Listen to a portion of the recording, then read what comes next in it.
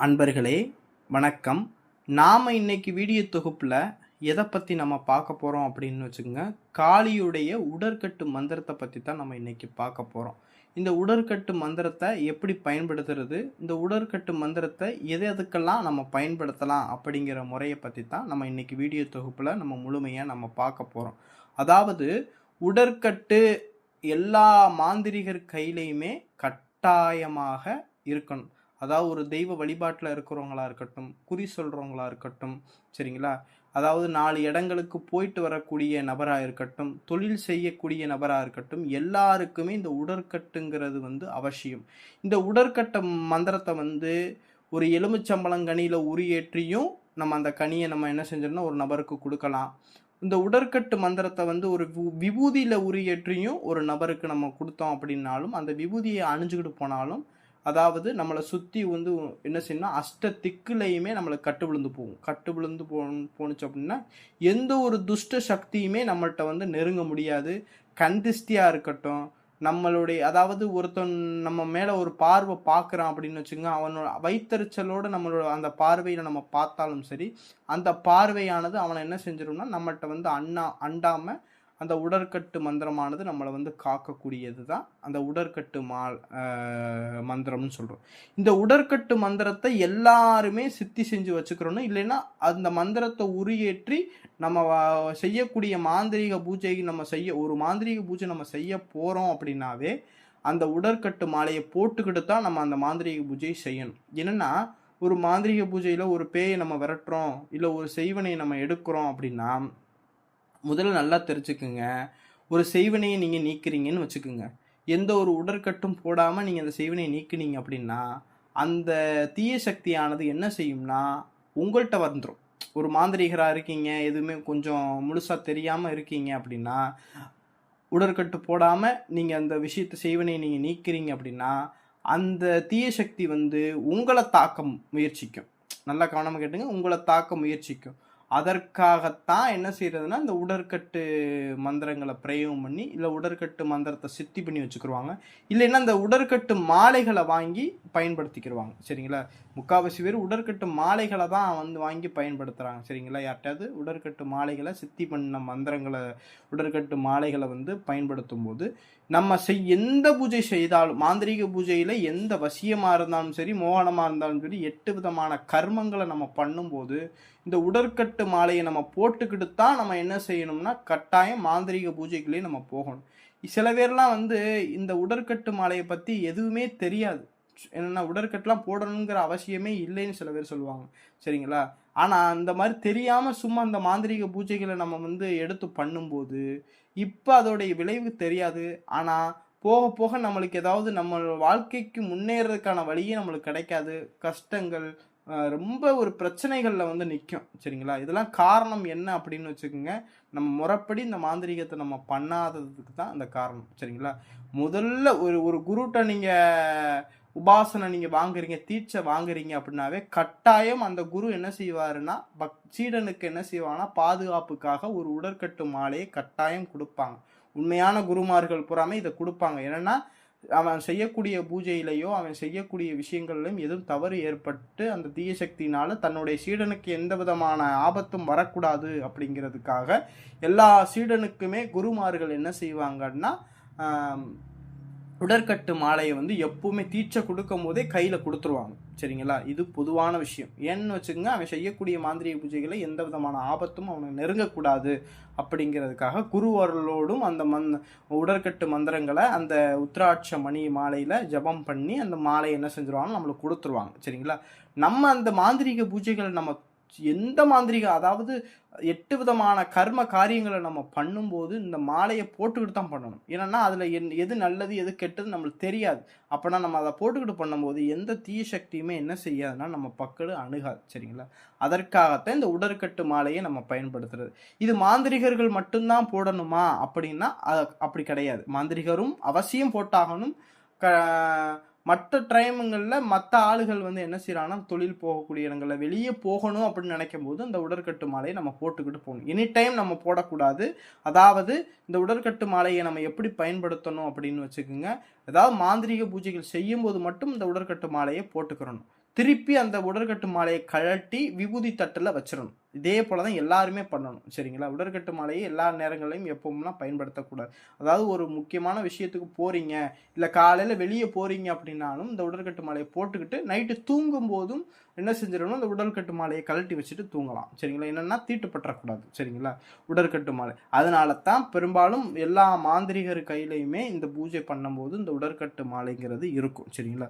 சரி, இந்த உடற்கட்டு மாலை வந்து நம்ம எப்படி ரெடி பண்றது அப்படிங்கிறத நம்ம பார்ப்போம். அதாவது இந்த உடற்கட்டு மாலை முழுக்க முழுக்க காளியை வச்சு பண்ணக்கூடிய உடற்கட்டு மாலை. சரிங்களா? ஒவ்வொரு தெய்வத்தை வச்சும் என்ன செய்வாங்கன்னா உடற்கட்டு மாலைகள் வந்து செய்யலாம், பண்ணலாம். சரிங்களா? அதே போல் என்னுடைய அனுபவத்தில் எனக்கு என்னென்னு நான் காளி உபாசனை பண்ணுறதுனால எனக்கு காளியுடைய கட்டு மந்திரத்தை நான் உங்களுக்கு இன்றைக்கி சொல்லித்தரேன். அதை எப்படி பயன்படுத்துறது அப்படிங்கிறதையும் நான் சொல்லித்தரேன். அதாவது இந்த பூஜையை நம்ம என்னைக்கு பண்ணுறது அப்படின்னு வச்சுங்க, ஒரு அமாவாசை நாளில் இரவு 10 மணிக்கு மேலே நீங்கள் என்ன செஞ்சீங்கன்னா காளிக்கு செவ்வரளி பூ மாலை போட்டு இந்த காளிக்கு தேங்காய், அவல், பொரி, கடலை, பொங்கல் இதெல்லாம் வச்சு என்ன செஞ்சிடணும்னா காளிக்கு பூஜை போட்டுடணும். பூஜை போட்டுட்டு முடித்த பிறகு என்ன செய்யணும்னா ஒரு உத்ராட்ச மாலை, நல்லா கவனமாக கேட்டுங்க, உத்ராட்ச மாலை 54 இல்லைன்னா 108, அது உங்களுக்கு சைஸு எவ்வளவோ அதை பார்த்து உங்களுடைய வசதிக்கு தகுந்த மாதிரி அந்த அளவுக்கு தகுந்த மாதிரி வாங்கிக்கிங்க. உத்ராட்ச மாலை ஒன்று வாங்கி அந்த உத்ராட்ச மாலையை நம்ம என்ன செய்யணும்னா முதல்ல மஞ்சள் நீரில் அதை அந்த உத்ராட்ச மாலையை அபிஷேகம் பண்ணிடணும். இரண்டாவது என்ன செய்யணும்னா பசும் பாலில் அபிஷேகம் பண்ணிடணும். மூணாவது என்ன செய்யணும்னா சந்தனத்தால் அபிஷேகம் பண்ணணும். நாலாவது என்ன செய்யணும்னா பஞ்சகவிய தீர்த்தம்னு நாட்டு மருந்து கடையில் வைப்பாங்க, அந்த பஞ்சகவிய தீர்த்தத்துலையும் அபிஷேகம் பண்ணணும். அஞ்சாவது என்ன செஞ்சிடணும் அப்படின்னா இந்த இது இருக்குது பாருங்கள் ஜவ்வாது. சரிங்களா? ஜவ்வாது இருக்குது பாருங்கள், அந்த ஜவ்வாது அப்படியே கையில் கொட்டி அந்த உத்ராட்ச மாலைகளை பூராமே நல்லா தடவிடணும். தடவி முடித்த பிறகு கொஞ்சோண்டு விபூதி என்ன செஞ்சிடணும்னா அந்த உத்ராட்ச மாலைகளில் தடவி தயார் பண்ணி ரெடி பண்ணி வச்சுக்கணும். அதாவது இந்த உத்ராட்ச மாலைக்கு அபிஷேகங்கள்லாம் பண்ணி சந்தன குங்குமம்லாம் வச்சு என்ன செஞ்சிடணும்னா ரெடி பண்ணி வச்சிடணும். ரெடி பண்ணிக்கிட்டு அமாவாசை அன்னைக்குன்னு 10 மணிக்கு மேலே உங்கள் பூஜை அறையில் காளி ஃபோட்டோவுக்கு செவ்வரளி பூ மாலை போட்டு பூஜை போட்டுருங்க. எப்போதும் போல் பூஜை போடுற மாதிரி பூஜை போட்டுட்டு உங்கள் முன்னாடி நெய் விளக்கில் ஒரு தீபம், அது அகல் விளக்கு, மண் அகல் விளக்கில் நெய் ஊற்றி தீபம் போட்டு உங்கள் முன்னாடி, அதாவது நீங்கள் வடக்கு திசை பார்த்து உட்காந்துக்குங்க, உங்கள் முன்னாடி ஒரு தீபம் எரியிற மாதிரி ரெடி பண்ணி வச்சுக்கிட்டு நீங்கள் என்ன செய்யணும்னா நான் ஸ்க்ரீனில் கொடுத்துருக்கக்கூடிய மந்திரத்தை அமாவாசைக்கு தொடங்கி ஒரு நாளைக்கு உங்களால் எவ்வளவு சொல்ல முடியுமோ சொல்லுங்கள். சரிங்களா? ஆனால் இந்த உடற்கட்டு மாலைக்கு உரு ஏறுறது வந்து 10,008 உரு இந்த உடற்கட்டு மாலைக்கு நம்ம ஏற்றி வச்சிடணும். சரிங்களா? இது 10,008 உரு கொடுத்தாத்தான் இந்த மாலையானது உயிர் சக்தி பெற்று இந்த மாலைக்கு உண்டான தன்மை பலனை கொடுக்கும். சரிங்களா? அது மாதிரி நீங்கள் ஒரே நாளில் மந்திரம் ஜபம் பண்ணணும்னு அவசியம் கிடையாது. உங்களுக்கு எத்தனை நாள் இந்த 10,008 உரு ஜபம் பண்ணணும்னு நீங்கள் விருப்பம் இருக்கோ உங்களுடைய மந்திர உரு கொடுக்குற பலத்துக்கு தகுந்த மாதிரி நீங்கள் ஜபம் பண்ணிக்கலாம். இத்தனை நாள் தான் கொடுக்கணுங்கிற அவசியம் கிடையாது. ஒரே நாளில் 10,008 உரு கொடுத்தாலும் சந்தோஷம். சரிங்களா? அதனால ஆக மொத்தம் இந்த உடற்கட்டு மாலைக்கு என்ன செய்யணும்னா 10,008 உரு என்ன செஞ்சிடணும்னா உரு ஏறி இருக்கணும். சரிங்களா? உரு ஏறின பிறகு இந்த மாலையை நீங்கள் என்ன செஞ்சிடணும்னா எப்போதுமே ஒரு விபூதி தட்டில் தான் வச்சுருக்கணும். சரிங்களா? இதை எடுத்துகிட்டு போயிட்டு வேறு எங்கேயுமே யார் கையும் பற்றக்கூடாது. யார் மந்திர உரு கொடுத்தாங்களோ அவங்களுடைய கையை தவிர வேறு எந்த கையும் இதில் பற்றக்கூடாது. சரிங்களா?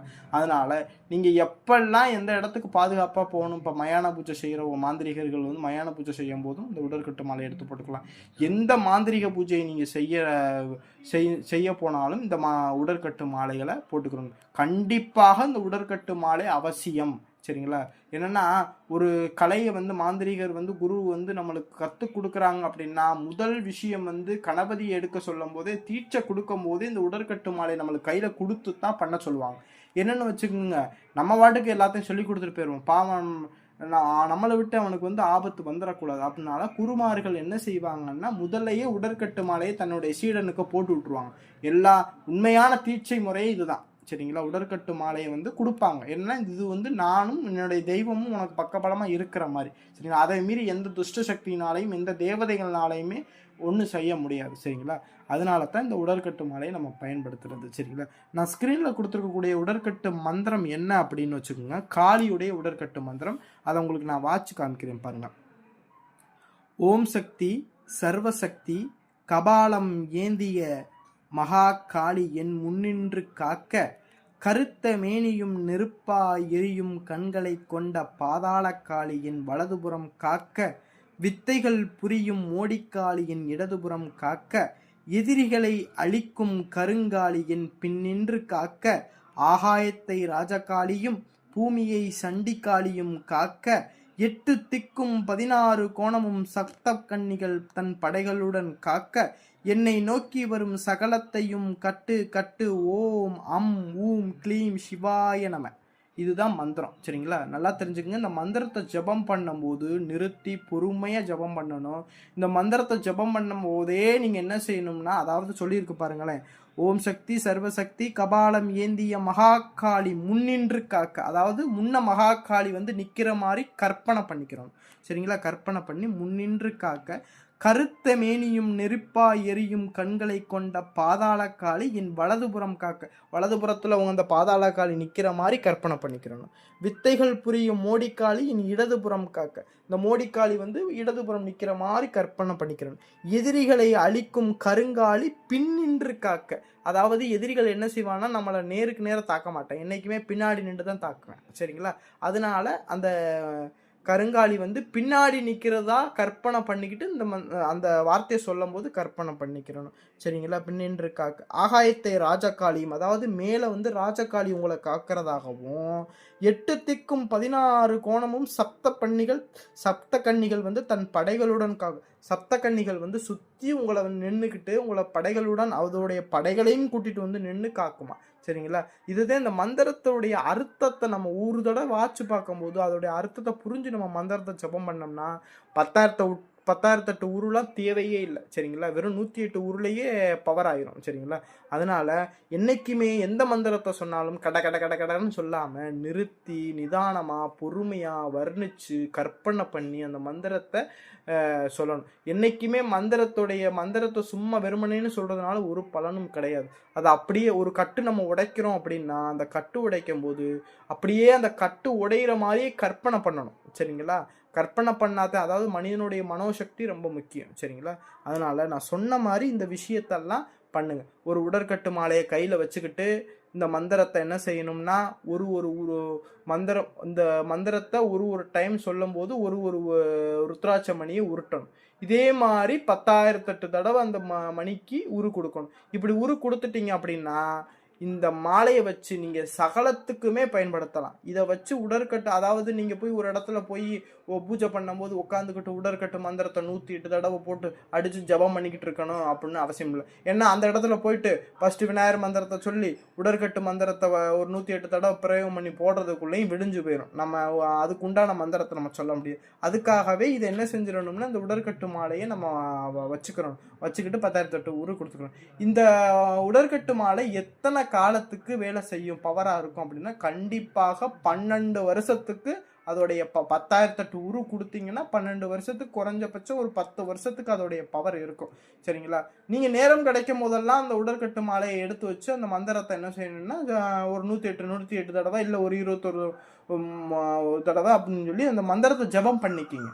அது நீங்கள் பவர் ஏற்றி வச்சுக்கோங்க. சரிங்களா? அதனால் நான் சொன்ன மாதிரி இந்த வீடியோவில் இந்த விஷயங்களை இது பண்ணிக்கிங்க. அப்படி உங்களுக்கு யாருக்காவது உடற்கட்டு மாலை வேணும்னு நினைக்கிறவங்க நம்ம கீழே இருக்கக்கூடிய வாட்ஸ்அப் நம்பருக்கு தொடர்பு கொண்டு உடற்கட்டு மாலைங்கிற வேணுங்கிறவங்க வாங்கிக்கிறலாம். சரிங்களா? இந்த வீடியோ பிடிச்சிருந்துச்சு அப்படின்னா நம்மளுடைய சேனல் சிவருத்ர மகாகாளி அருள்வாக்குப்பீடம் சேனலை சப்ஸ்கிரைப் பண்ணுங்கள். இந்த வீடியோ உங்களுக்கு பிடிச்சிருந்துச்சு அப்படின்னா கீழே ஒரு லைக் பட்டன் ப்ரெஸ் பண்ணுங்கள். சரிங்களா? நன்றி, வணக்கம்.